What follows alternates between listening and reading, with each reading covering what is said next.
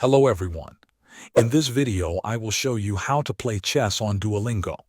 First, open the Duolingo app on your device. When the app opens, you will see the main learning screen where you usually continue your language lessons. Now look carefully at the top left corner of your screen. Here, you will notice a small icon that shows the flag of the language you are currently learning. For example, if you are learning Spanish, you will see the flag of Spain. Tap on that flag icon. After you tap on the flag, a new menu will appear on your screen.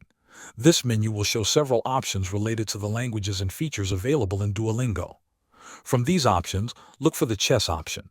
Once you find the chess button, tap on it to continue.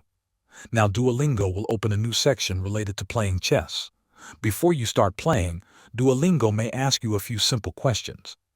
These questions are to understand your current level of knowledge about chess.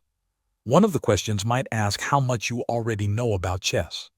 You might see options like beginner, intermediate, or advanced. Choose the option that fits you best.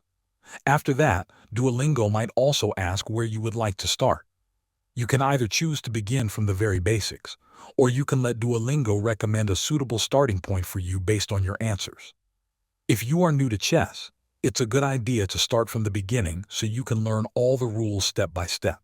Once you have answered these questions, Duolingo will load the chess learning interface. From here, you can begin learning how to play chess in a fun and interactive way. Thanks for watching.